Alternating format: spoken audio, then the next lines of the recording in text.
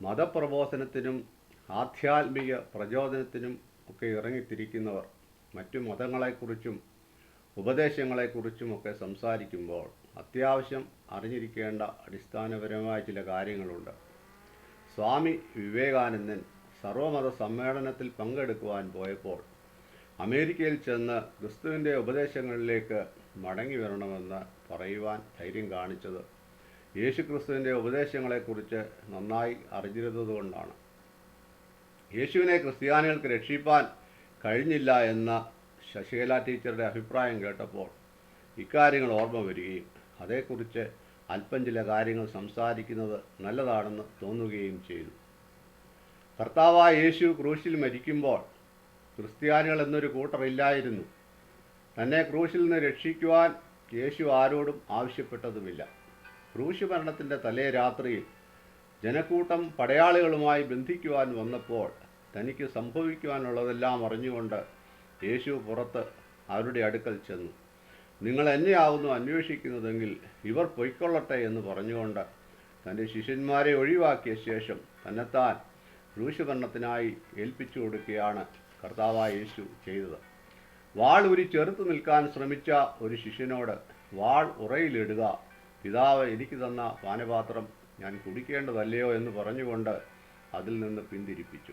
അങ്ങനെ താൻ ക്രൂശിൽ മരിക്കണമെന്ന ദൈവിക നിർണയം മനസ്സിലാക്കിക്കൊണ്ട് പിതാവായ ദൈവത്തിൻ്റെ ഹിതം നിവർത്തിക്കുവാനായി സ്വമനസാലെ ക്രൂശ് മരണത്തിനായി ഏൽപ്പിച്ചു കൊടുത്ത യേശുവിനെ ക്രൂശിൽ നിന്ന് രക്ഷിക്കേണ്ട ആവശ്യം എന്താണ്?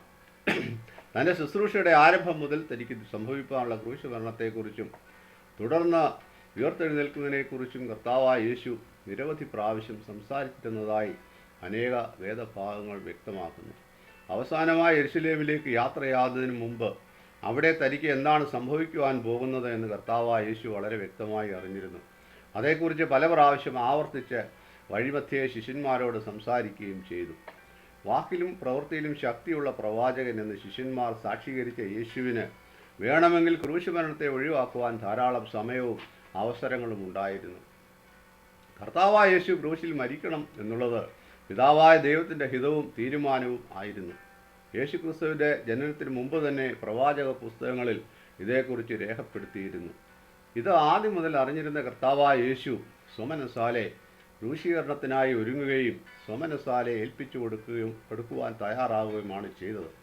ശത്രുക്കൾ തന്നെ ബന്ധിക്കുവാൻ വരുന്നതിന് അല്പസമയം മുമ്പ് യേശു ഗത്സമന എന്ന തോട്ടത്തിൽ കടന്ന് പിതാവായ ദൈവത്തോട് കഴിയുമെങ്കിൽ ഈ പാനപാത്രം തന്നിൽ നിന്ന് നീക്കണമേ എന്ന് അപേക്ഷിച്ചു. മാനുഷികമായ നിലയിൽ ഘോരമായ ക്രൂശ് മരണത്തെ ഒഴിവാക്കുവാൻ ഒരു നിമിഷം കർത്താവായ യേശു ആഗ്രഹിച്ചുവെങ്കിലും അത് ദൈവത്തിൻ്റെ ഹിതം എന്ന് ആവർത്തിച്ച് ഉറപ്പിച്ചുകൊണ്ട് എൻ്റെ ഇഷ്ടമല്ല നിൻ്റെ ഇഷ്ടം തന്നെ ആകട്ടെ എന്ന് പറഞ്ഞുകൊണ്ട് അതിനായി സ്വയം സമർപ്പിച്ചു. തുടർന്ന് 3 കോടതികളിൽ വിസ്തരിച്ചിട്ടും യാതൊരു കുറ്റവും യേശുവിൽ തെളിയിക്കുവാൻ തൻ്റെ എതിരാളികൾക്ക് കഴിഞ്ഞില്ല. ഒടുവിലായി വിസ്തരിച്ച ന്യായാധിപനായ പിലാത്തോസ് ഈ മനുഷ്യനിൽ യാതൊരു കുറ്റവും ഞാൻ കാണുന്നില്ല എന്ന് പ്രസ്താവിച്ചു.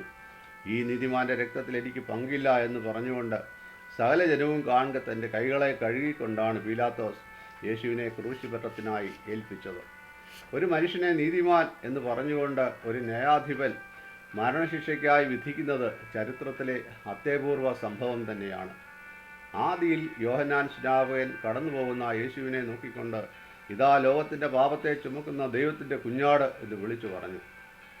കർത്താവായ യേശുവിൻ്റെ ജനനത്തിന് 750 വർഷങ്ങൾക്ക് മുമ്പ് പ്രവാചകനായ യെശയ്യാവ് അവൻ നമ്മുടെ അതിക്രമങ്ങൾ നിമിത്തം മുറിവേറ്റും അകൃത്യങ്ങൾ നിമിത്തം തകർന്നും ഇരുന്നു, നമ്മുടെ സമാധാനത്തിനുള്ള ശിക്ഷ അവൻ്റെ മേലായി, അവൻ്റെ അടിപ്പിണരുകളാൽ നമുക്ക് സൗഖ്യം വന്നുമിരിക്കുന്നു എന്ന് കർത്താവായ യേശുവിനെക്കുറിച്ച് രേഖപ്പെടുത്തിയിരുന്നു.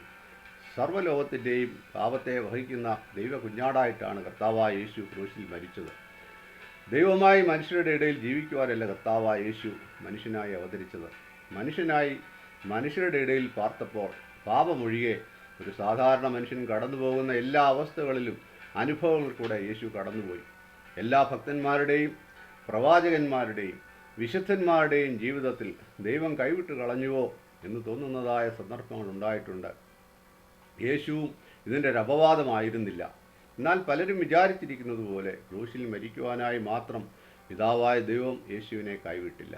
തിരുവെഴുത്തുകളിൻ പ്രകാരം ദൈവനിർണയപ്രകാരം തന്നെ ക്രൂശിൽ ജീവനെ വെടിഞ്ഞ യേശുവിനെ പിതാവായ ദൈവം ഉയർപ്പിച്ചതിൻ്റെ വലതുഭാഗത്തിരുത്തി സ്വർഗത്തിലും ഭൂമിയിലും സകല അധികാരവും യേശുവിന് നൽകുകയും സകല നാമത്തിനും മേലായ നാമം നൽകി മഹത്വീകരിക്കുകയും ചെയ്തു. ഭൂമിയിൽ മനുഷ്യർ മാത്രമല്ല, സ്വർഗത്തിലെ സകല ദൂതന്മാരും കർത്താവായ യേശുവിനെ ആരാധിച്ചു പോരുന്നു. യേശുവിനെ അടക്കം ചെയ്തിരുന്ന കല്ലറ റോമൻ ഗവൺമെൻറ് മുദ്ര ചെയ്തതും പടയാളികൾ രാപകൽ കാവൽ ചെയ്തിരുന്നതും ആയിരുന്നു. അതിൽ നിന്ന് കർത്താവായ യേശു മൂന്നാം നാൾ ഉയർത്തെഴുന്നേൽക്കുകയും മരണത്തിൻ്റെയും പാതാളത്തിൻ്റെയും താക്കോൽ എൻ്റെ കൈവശമുണ്ട് എന്നരുളി ചെയ്യുകയും ചെയ്തു. കർത്താവായ യേശു ക്രൂശിൽ മരിച്ചത് ഒരു പ്രത്യേക ജാതിക്കാർക്ക് വേണ്ടിയോ രാജ്യക്കാർക്ക് വേണ്ടിയോ അല്ല. സകല ലോകത്തിൻ്റെയും പാപങ്ങൾക്ക് പ്രായശ്ചിത്തമായിട്ടാണ് യേശു ക്രിസ്തു ക്രൂശിൽ മരിച്ചത്. യോഹന്നാൻ സ്നാപകൻ പറഞ്ഞിരുന്നതുപോലെ ലോകത്തിൻ്റെ പാപത്തെ ചുമക്കുന്ന ദൈവകുഞ്ഞാടായി തന്നെ ക്രൂശിലെ സ്നേഹമാണ് ഒരു മനുഷ്യനെ യേശു ക്രിസ്തുവിലേക്ക് ആകർഷിക്കുന്നത്, ക്രിസ്തുവിനെ അനുയായികളെ സൃഷ്ടിക്കുന്നത്. ഇനി മരിച്ചവരിൽ നിന്ന് ഉയർത്തെഴുന്നേൽക്കുന്നതിനെക്കുറിച്ച് പൗരസ്ത്യ മതങ്ങൾ പുനർജനനത്തെക്കുറിച്ച് ചിന്തിക്കുമ്പോൾ മറ്റ് മതങ്ങളെല്ലാം തന്നെ മരിച്ചവർ ഉയർത്തെഴുന്നേൽക്കുമെന്ന് വിശ്വസിക്കുകയും പഠിപ്പിക്കുകയും ചെയ്യുന്നു. യഹൂദന്മാർക്ക് ലഭിച്ച തിരുവെഴുത്തുകളിൽ വിശുദ്ധ വേദപുസ്തകത്തിൻ്റെ ആദ്യ ഭാഗത്ത്, അതായത് പഴയ നിയമ പുസ്തകത്തിൽ മരിച്ചവർ ഉയർത്തെഴുന്നേൽക്കുന്നതിനെക്കുറിച്ചുള്ള അനേക വേദഭാഗങ്ങൾ ഉള്ളതായി കാണുവാൻ സാധിക്കും. എന്നാൽ ഞാൻ തന്നെ പുനരുത്ഥാനവും ജീവനുമാകുന്നു, എന്നിൽ വിശ്വസിക്കുന്നവൻ മരിച്ചാലും ജീവിക്കും എന്ന് അരുളി ചെയ്ത കർത്താവായ യേശു ക്രിസ്തുവിൻ്റെ ആഗമനം വരെ പുനരുത്ഥാനത്തെക്കുറിച്ചുള്ള വസ്തുത അവ്യക്തമായി മറപൊരുളായി തന്നെ ശേഷിച്ചിരുന്നു.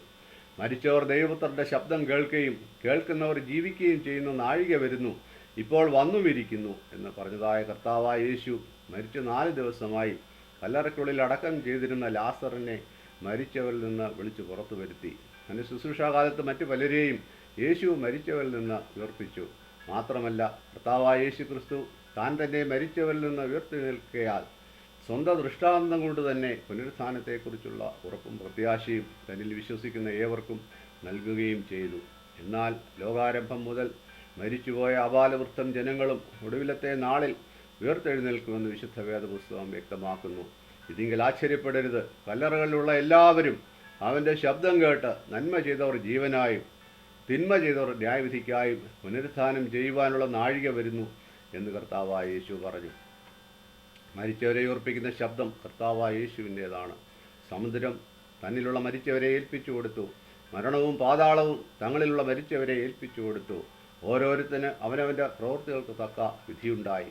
മരണത്തെയും പാതാളത്തെയും തീപ്പൊയ്കയിൽ തള്ളിയിട്ടു. ഈ തീപ്പൊയ്ക രണ്ടാമത്തെ മരണം എന്ന് വേദപുസ്തകത്തിൻ്റെ അവസാന ഭാഗങ്ങളിൽ ഇതേക്കുറിച്ച് വിശദീകരിച്ച് വ്യക്തമാക്കിയിരിക്കുന്നു. ദൈവം തൻ്റെ പുത്രനെ ലോകത്തിലേക്ക് അയച്ചത് ലോകത്തെ വിധിപ്പാനല്ല, ലോകം അവനാൽ രക്ഷപ്പെടുവാനത്രേ എന്ന് കർത്താവായ യേശു ക്രിസ്തു പറഞ്ഞു. അങ്ങനെ ലോകരക്ഷിതാവ് എന്ന യേശുവിനെ മനുഷ്യർക്കാർക്കും രക്ഷിക്കേണ്ട യാതൊരു കാര്യവുമില്ല. ലോകം ദൈവവുമായി നിരപ്പ് പ്രാപിക്കുന്ന സ്ഥലമാണ് കാൽവറിയിലെ ക്രൂശ്. ക്രിസ്തീയ വിശ്വാസം ആരെയും അടിച്ചേൽപ്പിക്കുവാനുള്ളതല്ല. യേശു ക്രിസ്തു മുഖാന്തരം ദൈവം ഒരുക്കിയിരിക്കുന്ന സൗജന്യമായ രക്ഷ ഒരു വ്യക്തിക്ക് സ്വീകരിക്കുകയോ നിരാകരിക്കുകയോ ചെയ്യാം. വിശ്വസിക്കുന്നവൻ രക്ഷ പ്രാപിക്കും, വിശ്വസിക്കാത്തവൻ ശിക്ഷാവിധിയിൽ അകപ്പെടും. എന്നാൽ ഒരു കാര്യം വളരെ വ്യക്തം, മറ്റൊരുത്തനിലും രക്ഷയില്ല. നാം രക്ഷിക്കപ്പെടുവാൻ ആകാശത്തിന് കീഴിൽ മനുഷ്യരുടെ ഇടയിൽ നൽകപ്പെട്ട വേറെ യാതൊരു നാമവുമില്ല.